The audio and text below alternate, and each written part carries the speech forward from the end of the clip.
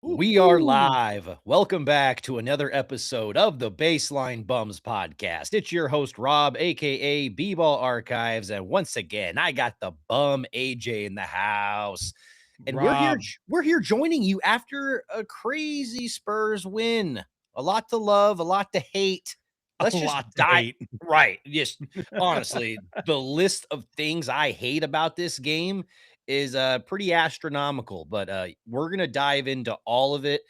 Uh, that being said, I think that we have to start with the play for Victor Wembanyama tonight because I think that even though Absolutely. even though Anthony Edwards did his thing, we don't we don't get that win without Wemby's consistent play down the stretch. For I mean, sure. We I mean, don't get that win if Wimby's not 7-5 making over offensive rebound to seal the game. Like, he was just just taller than the other dudes. That's what it came down to. Oh, yeah, and that's so much of offensive rebounding, and we knew that was gonna be the story tonight. They didn't have Gobert, so a lot of that paint presence was gonna open up for them, and yeah, and you saw it with our offensive rebounding, and that was a lot of what I was really liking about tonight is, we went at the paint and made an emphasis to create those second chance opportunities. We did in the first half. We did. Of course we And did. and then the third quarter, we tried to do it and we kept missing little bunnies.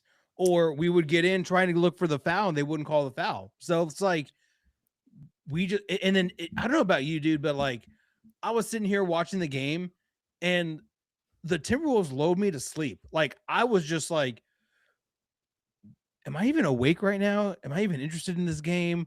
Like we're up by 25 points. Like this is kind of like a wash now. We'll see kind of how this goes. And then like at the end of the third quarter, you're like, oh shit, this is a game. And Anthony Edwards just caught fire and he could not miss. Dude was throwing in the ocean. And when you have a superstar like Anthony Edwards throwing the ball into the ocean, there's nothing you can do. Like there's nothing you can do besides get the ball out of his hands. And we could not do that for whatever reason. Hell no, we couldn't get the ball out of his hands to save our life, and it was even more glaringly obvious in that fourth quarter when you saw him torch us for 25 points, literally a career high for Anthony Edwards, 58 points, and that's a career high for a guy that is known for electric performances, that's known for high scoring outbursts, and yeah, so we were able to get a win on a night where he absolutely went off, but why was he able to go off that way to begin with? That's what I'm frustrated about because some of our defensive rotations were slow. Yep. We let him go off of screens a little bit leisurely at times. And I'm like, dude, this is Anthony Edwards. We need to be face guarding him with every single thing we have at all times, denying the ball, like you were saying earlier. Dude. And if we're running if they're running pick and rolls, why are you dropping? Like there was a couple plays where Wimby was dropping. I'm like, dude, he's on fire, right? He's literally scorching hot lava. Like and you were dropping, like, dude, he's gonna pull it. Like Yeah. he's so into this game that he has the ego to he's gonna keep shooting until he doesn't miss. Yeah. And like he's not gonna drive. There's no point for him to drive. So you don't have to worry about that. And if he does drive, then so be it. It's a two. But I was like, that whole second half was such an unnecessary roller coaster. Yeah, and it seemed like it could have all have been prevented by us just not taking our foot off the gas as much, and you brought up a good point earlier, them kind of lulling us, and I think that's largely how the Timberwolves play basketball is they're able to beat you up with some really good tough wing defenders and some good size, but then also they can chip away at the lead with Yep. some really good scoring, and I think that's what makes them a well-balanced team, and you see them in the top 10 in both defense and offense. It's this is a team that can get it done on both ends of the floor, even when Gobert's not in the lineup. And one thing that I have to take away from this game is we did not attack the paint enough. I did I not agree. think that we did enough job. And there was multiple times in that fourth quarter, even when we had Cornette in the game, and I saw off of a screen Anthony Edwards was switched off onto him. One time DiVincenzo was switched off onto him, and Right. I was like, Right. Right. "Get it, get it, Give get him it the down low, get ball. it." Yes, I was like, "We need to smash that pass button right to Cornette." And Yeah, I want him to be more of a focal point on offense moving forward. And I agree. it's hard for me to see that being a bad move when I look at how efficient he is. Yeah, no, well, it's frustrating when that happens. It's frustrating when you're playing so well in that first half. I mean, we were on fire. Harrison Barnes was hitting three pointers, but what really screwed us up was those back to back challenge calls in the third quarter that absolutely destroyed any kind of momentum and flow that game had. And then once that happened, we couldn't get back into a rhythm. They really kind of kicked us in the balls. And then also like in a game where we don't have to worry about Rudy Gobert or Nas Reed in the second half, we shit the bed like hard in that second half when they don't have anyone over what, like 6'10. No, like Jaden McDaniels was shutting off the paint in the second half. There was a couple of times where, Dylan Harper just got just absolutely creamed going to the paint. And Yeah, and I just it just leads me to believe that there has to be an answer when the team only has one good rim protector on the floor at a time. We have to be able to collapse the defense and yeah. then find an easy bucket outside of that. Draw in Jaden McDaniels and then create easy offense around it. And seemed like we just didn't do that enough. No, no, we didn't. And man, the it's a win. It's I guess it's a win. So I mean, I'm happy that we won, but that game was just so unnecessary. It should have been an easy kind of cruise control type situation, but unfortunately, like we always say, they get paid to play basketball too. And Anthony Edwards gets paid a lot of money to put that ball in the hoop. And damn it, he did it today. So shout Yeah. out to him. I mean, he had to. Like, there's no one else. But what was also frustrating too is that whenever they got the ball into the teeth of our defense, we just left DiVincenzo out there in the corner or on the wing so many times, and they ran that same play. How many times? Like whatever points DiVincenzo had, all came from that one play. And it's like, why are we worried about a 19-year-old rookie trying to put a ball in on Wemby? Like, stay on your man. Right. That is a dangerous play that they run where they shift all the action to the left side of the court and then essentially Mm-hmm. DiVincenzo's wide open opposite free throw line extended or even sometimes more in the corner. That's a really dangerous play. And yeah, and a couple times they went to it really late and led to them getting really easy wide open three opportunities. Honestly, I don't know how we ended up scraping out that game because it seemed like they were building the momentum at the right time and it was just going to consume us. But I agree, dude. We did get bailed out by Keldon a little bit on that big time three. Yeah, man. However, I'm going to say this. I feel like he was making up for it with that missed dunk and that Yeah, blown free throw earlier in the fourth quarter. So I was like, "Hey, absolutely. we needed those two free throws. You went 1 for 2. That's okay." But also you had to kind of get that back for that blown dunk earlier because that's, blowing dunks, that's not Keldon. No, no, no, no. That's Carter Bryant's job. What are we doing here? Right, yeah. But But man, absolutely, Keldon 6 man of the year. We are pushing that yeah, agenda hard over here. 100%. I mean, like he's played out of his mind. He's coming in clutch. He's making big shots. Like he is exactly what you want as your actual like sixth man and what it is. And I just got that notification. Apparently, Chet missed a game tying dunk. Yeah, we like to see that. Oh my goodness. I feel so bad for Chet. I mean, that's just tough, right? Especially on a night where, Wemby's just putting up a real cool 39 and 9 and just spoiling Anthony Edwards' career high, just just casual stuff like No big that. deal. But we're not keeping score over here. No, no, no, no, yeah, don't worry, don't worry. Right.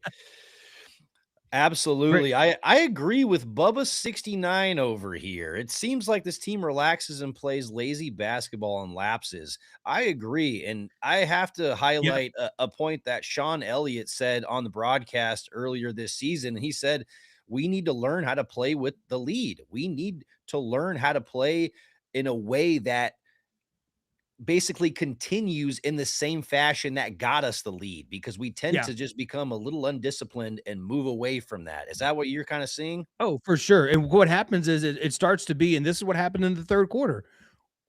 We're attacking the rim, or we tried to, and it starts to be okay. De'Aaron Fox, you got last possession. All right, now it's Keldon Johnson's turn. Okay, now it's Dylan Harper's turn. Okay, now we're gonna try to do Steph Castle, and then it just becomes a you do it, you do it, you do it, you do it, and then you're looking up, and they're back in the game, and there's really not a whole lot of offense and not a whole lot of things going on. If Wemby's not hitting shots, then that whole third quarter goes straight to shit. So but once again, dude, like Harrison Barnes had a great first half, and then what happened in the second? Just John Cena, man. Just you can't see him. Yeah. It's I don't know what's being said in the locker room to make us consistently come out with this little effort. And you and I have, you know, come up with our own hypothesis, but damn, I just third quarter effort is just still minimal. And I know that we are a skilled enough basketball team to put together multiple quarters in a row that look cohesive and yeah, it's just a little bit frustrating that there was this many head scratching moments in a win.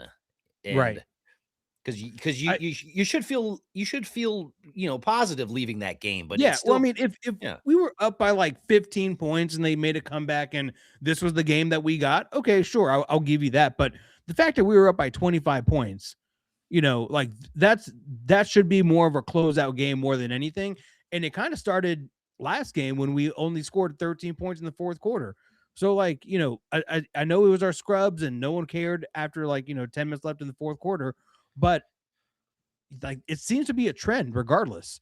So hopefully this trend kind of gets kind of nipped in the ass. Otherwise, what's going to happen is we're going to look ourselves in the in May going, well, it's the third quarter again, and that's why we're no longer in the playoffs. Right. Yeah, it's a mark of a really experienced team when you can deliver consistency quarter after quarter after quarter and kind of not let your highs get too high, but also your lows aren't that low either. It's like you're just consistent, and that's usually what the good teams bring to the table.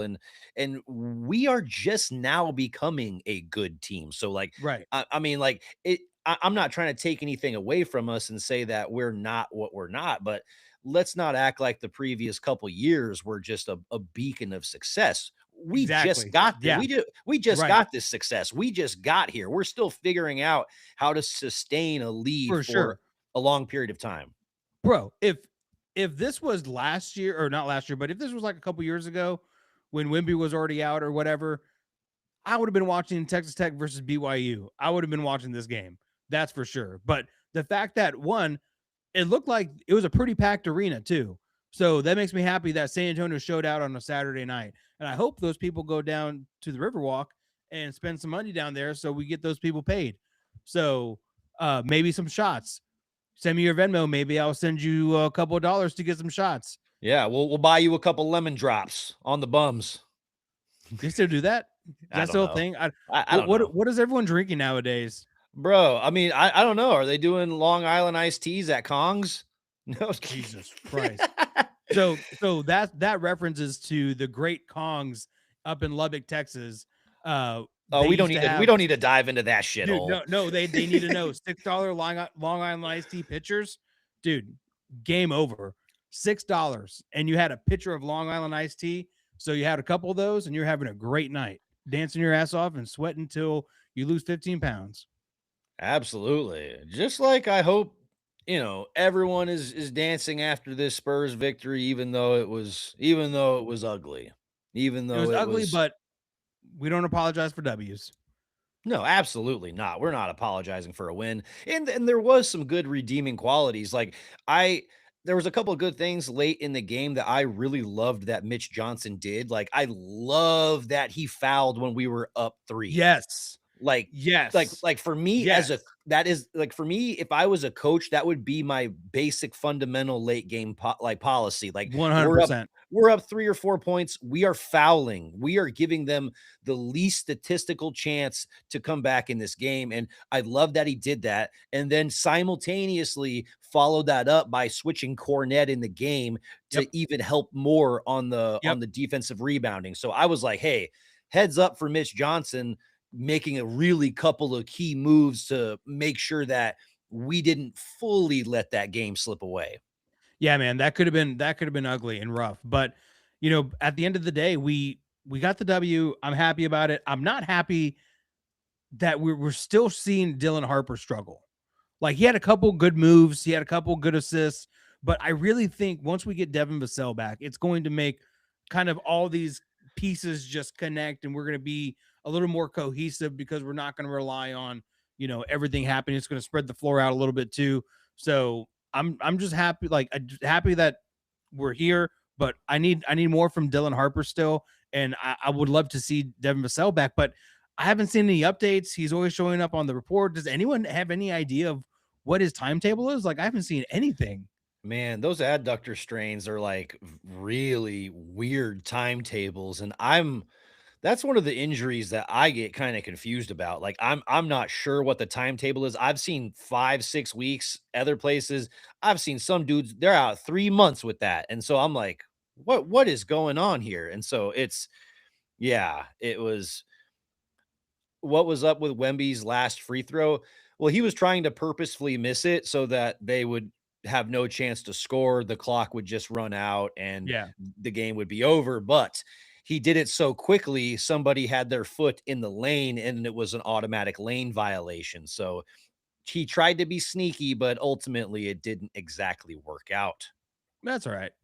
But Yeah. clock, you just want the clock to hit zero. And I think it was like Caitlin Clark back in the day, or not back in the day, fucking 2 years ago, when she when she was like, I don't understand how come people don't throw the ball up in the air when it's under 5 seconds. It's going to take time for that ball to come back down. You can throw it up as high as you want. Yeah. So I that was kind of like my thought was just like, we got to get this clock at zero. And who better to do that than the Frenchman who is very familiar on how to kill time by watching soccer? And that's exactly what I saw. If we had a running clock, dude, we'd be all over the place right now. But it's all Absolutely. right. He had a great game, man. We need to talk about Wemby and how he caught on fire too. And that little midi that he has, dude, money tonight. Money. Chef's kiss. Yes, we have not glazed Wemby nearly enough, and we could glaze him all night long. But 39 points, 9 rebounds, and so vital to what we were doing in that fourth quarter. I believe he had 13 fourth quarter points, a couple of really good mid-range shots, massive offensive and defensive rebounds to just shut down possessions. Man, that's exactly what you want to see, especially when you are watching Anthony Edwards have the performance of a lifetime and you know that, damn, it's going to really take something special to curb that momentum. And he Yeah. was able to bring that. So that's absolutely love Dude, it. that was great to see. Um, outside of Wimby, who else had a great game? I mean, Keldon obviously saved us. That was great. But I mean, what did De'Aaron Fox have? What was his line? He had a great first half, but then kind of disappeared in the second. De'Aaron Fox's stat line, I mean, it ended up being pretty solid. 25 points, 2 of 5 from beyond the arc, 10 for 17 from the field.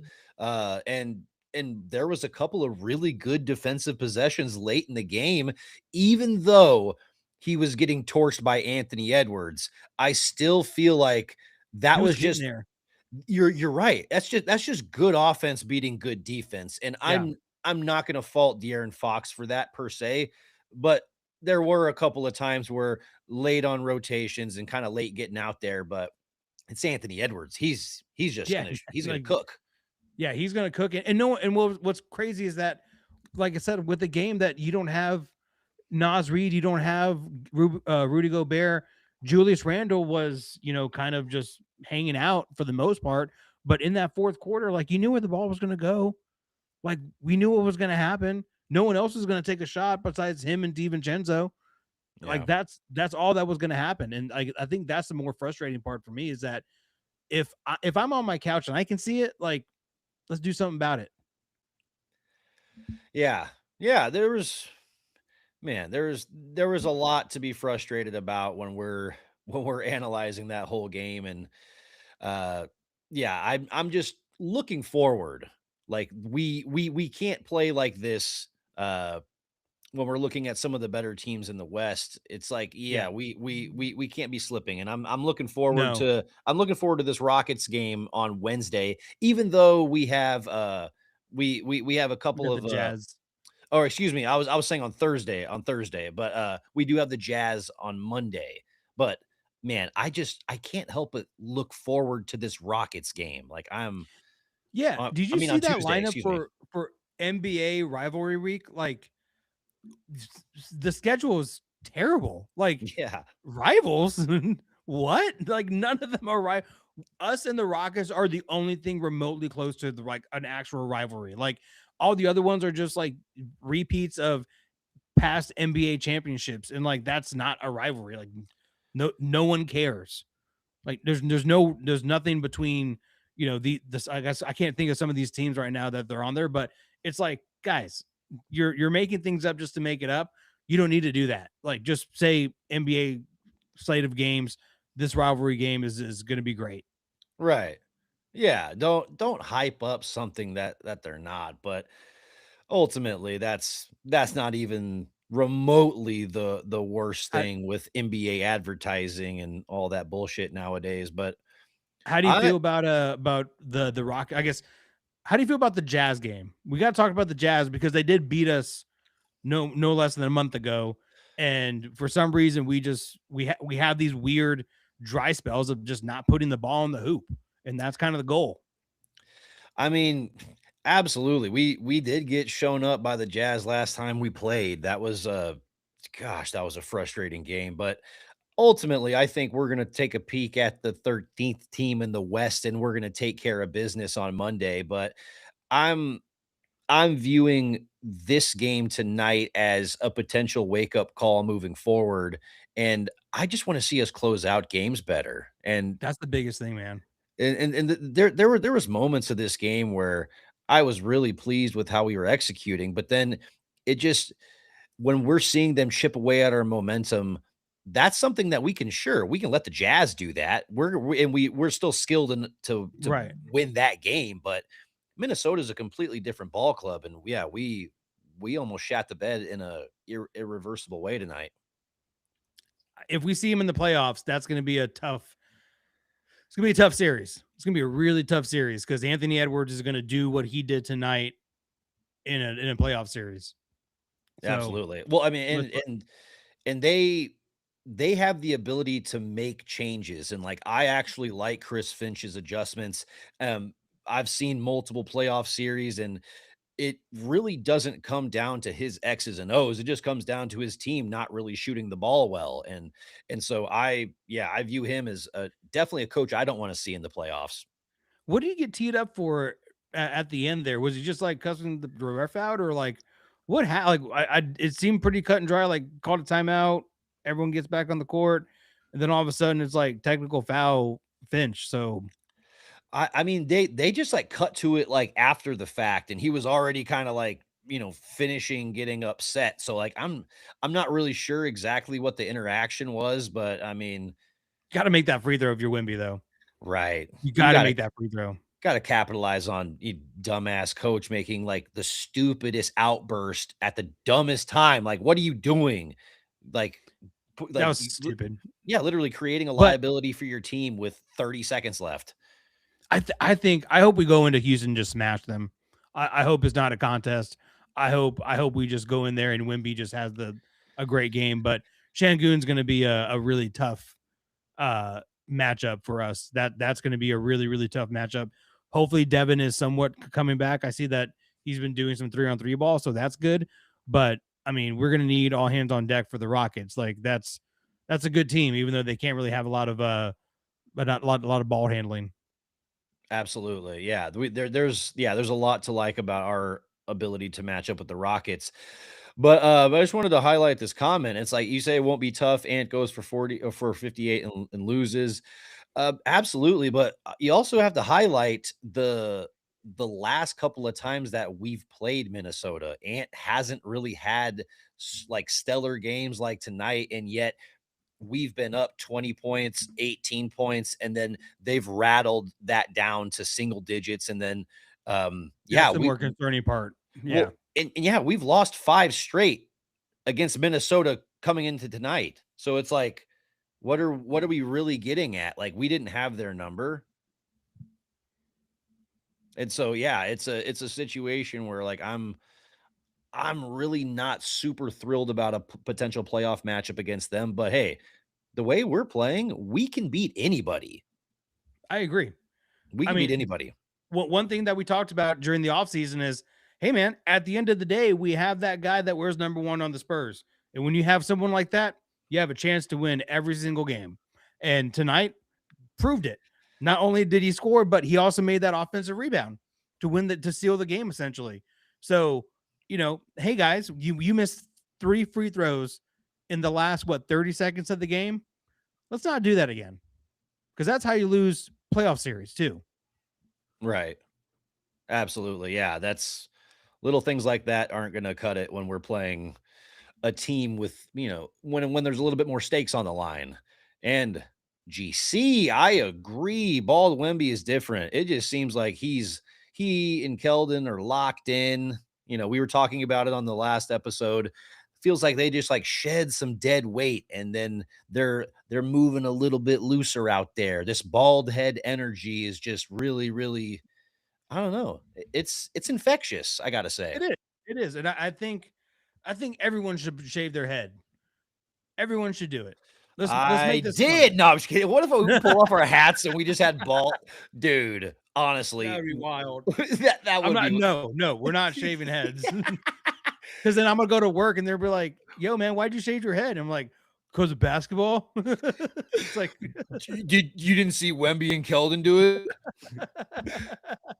I mean, yeah, absolutely. That would be fun. That would be funny though.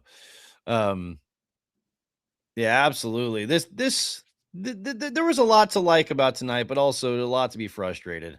Uh, but I have to say, you got any dunks, my friend, or do you have a blind rank for me? I do have a blind ring for you.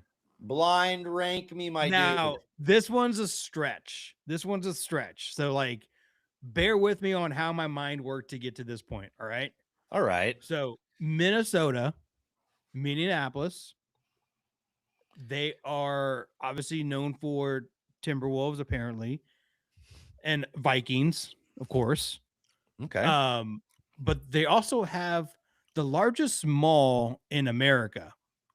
Okay. So you're going to blind rank these 5 mall food items. All right. So food I'm court mall is what you're thinking about. okay. Let's get to it. And it's going to be kind of a mix between like the actual like place, but also like kind of the menu too. So I'm going to let you pick however you want to do it, and you'll see. You'll get there. All Okay. right. So when Okay. you think mall food court, let's go with your first option, teriyaki. Teriyaki. I mean, a decent teriyaki place is gonna be just like run of the mill decent. Like it's not gonna be amazing, but it's also has like a good baseline floor. So like I'm gonna go three, just right down the middle. Teriyaki at 3. There's always teriyaki. I never understood that, but I'm okay with that. Fun fact about teriyaki. Did you know that it started in Seattle? Really? Yeah, who knew? All right, man. Sabaros pizza. I'm not a big Sabaros guy. Like I think Sabaros pizza is actually kind of mid, and I'm gonna go ahead and put it at 5. 5 Sabaros. All right. All right. Let's go with Auntie Anne's, some soft pretzels. Oh, bro, when I think of mall food, I think of Auntie Anne's, just walking around the mall, just, Oof, chilling, that eating a smell pretzel. just Dude, I'm I'm gonna okay, because I don't know all of what you're gonna say. I think it's good enough to win that one spot for me. nice. I like it. Let's go with Cinnabon or cinnamon rolls. Cinnabon it's too sweet for me. Like I like Cinnabon. I like, it's got a good flavor, but man, dude, I can't eat like a big old bun. Like it's yeah, it's just too much sweetness. Yeah, I put it at 4. 4. All Yeah. right, so you have Auntie Anne's at 1, you don't have a 2. You got teriyaki at 3, Cinnabon at 4, and Sabaro's at 5. So your number 2 is going to be Orange Julius. Okay. Solid. Because when I think mall, I think Orange Julius. I mean, I like that was one of the other ones that I was like, into uh if that crept up into a potential number one, I wouldn't hate it. But Annie Ann's, yeah, Do Orange people still go Julius. to malls? Is that a thing? Well, bro, I had to like you mentioned malls, and I had to like kind of like send my mind backwards like a decade at least, and be like, all right, what the hell? When was I in a mall last? But Yeah, I was trying to think when the last time I was in a mall, and I'm like, I can't even think about it. Like, holy shit! Like, ooh, Great American Cookie goes hard too. oh dang, yeah, Great that's American solid. Cookie, Marble Slab. If it's a dope mall, they got Dippin' Dots, and Dippin' Dots go hard. Bro, that's what was going to be my number one, was going to be Dippin' Dots, but I literally was like, I don't know if he's gonna say Dippin' Dots, but I should have said Dippin' Dots. little tiny balls of ice cream, just I don't know what it is about it, just gets my juices flowing. But yeah, that's a solid blind rank. I haven't thought about mall stuff in a while. I need to go stroll through a mall, stretch my legs. B I think the last time, oh, I know the last time. There's a place called Italy. Um, I guess it's kind of a chain. It's in Vegas. That's where I first saw it. Italian place, but they have one in Dallas that's connected to a mall. And I want to say, to kill time, I like walked around and was like, I don't even know what to do in this thing, but I'm gonna go back and get some pasta and head out of here because this is right. weird. You're like, "One thing I do know I can do is eat." So Yeah. I'll go find food. So you know how people like to go to the mall and like walk around, and that's how they get their steps, and that's how they kind of exercise. I got Windstar like an hour and 15 minutes away, which is the largest casino in the entire world. I walk that, but I also walk around with the beer and I play a couple games. So sometimes I walk out with money, and I think that's Yeah. healthy. Absolutely. I was about to say, yeah, you're drinking a beer. Yeah, it's good mental health. There we go. Yes, I like it. 100%. Do you have I any like it. dice or do you have Um, any trivia? I don't have a trivia tonight. I was on set for most of today, and just was super busy, so I don't have any trivia today, but I do have a dunk that I feel pretty passionately about. Okay, Um, let's go. I'm gonna dunk on the GOAT. I'm dunking on Michael Jordan right now. Ooh, I'm I'm dunking on him for not scheduling any more NBC breakdown videos. yeah, of They course. they literally paid him $80 million for 1 hour interview. They broke it up into different segments, and they're never gonna get anything again.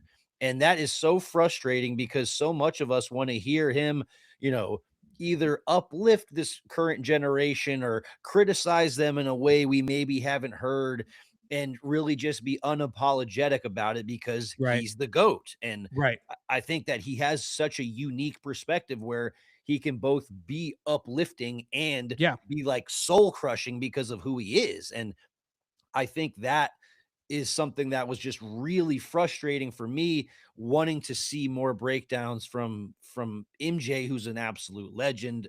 Obviously, you and I consider him the GOAT, and it's not surprising. He's not a super social guy. He's not all over social media doing whatever. You're probably not going to have a conversation with him unless you're drinking tequila or smoking a cigar. And which I do. which I mean, I wouldn't mind doing it either, but I'm just saying he's not, he's not doing that with everyone. He's not doing that Right. on podcasts and, But talking about the open game. invitation to Michael Jordan whenever he wants to come on.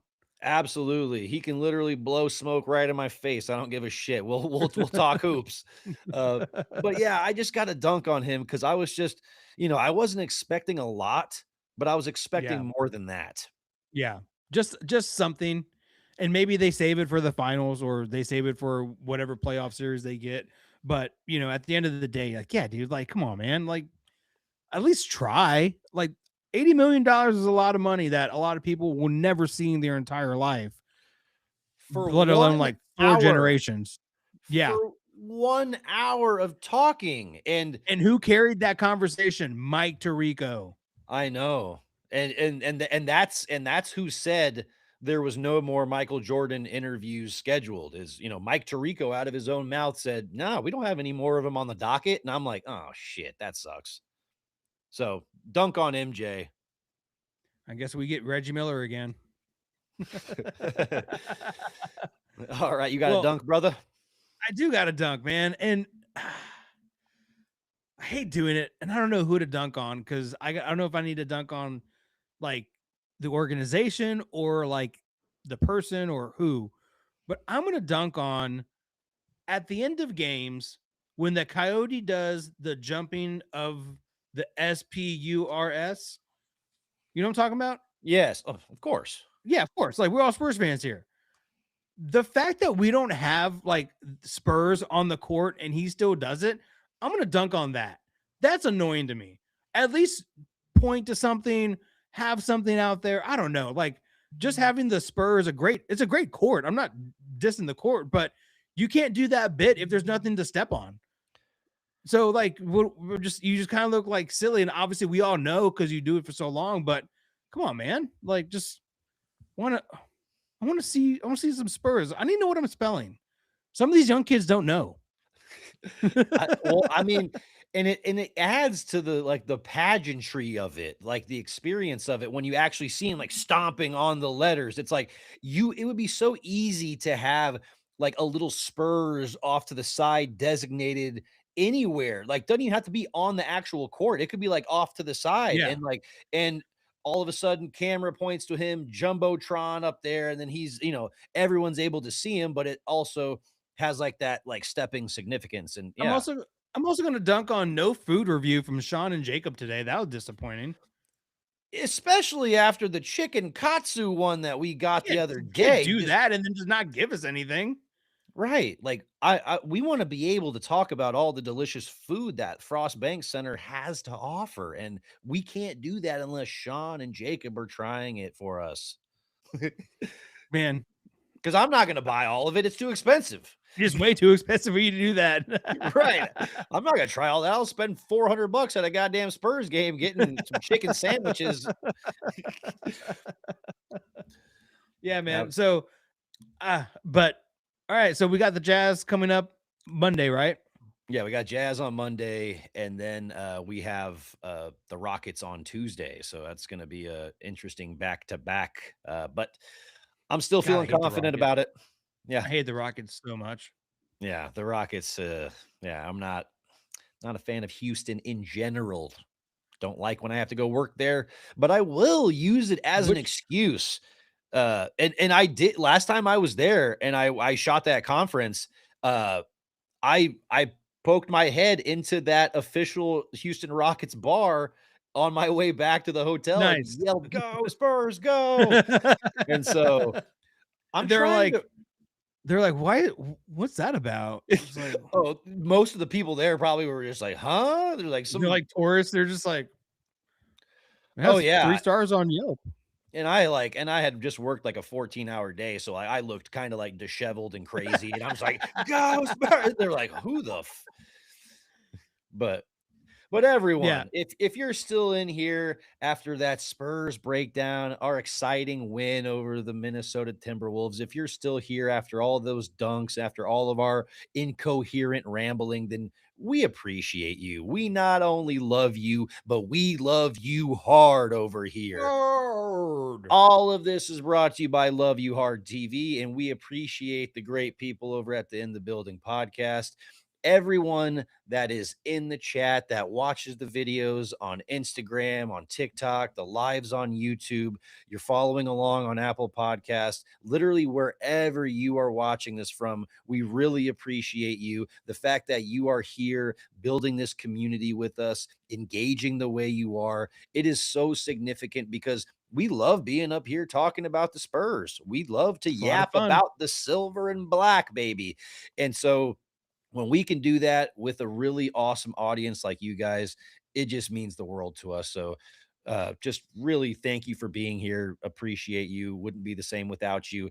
But that being said, we're going to end this episode the same way we end all episodes. And that's with a go Go Spurs Spurs. a Go. go. Bum, Bring bum, back bum. the silver dancers. Yes, bring back the silver Bring back dancer. the silver dancers.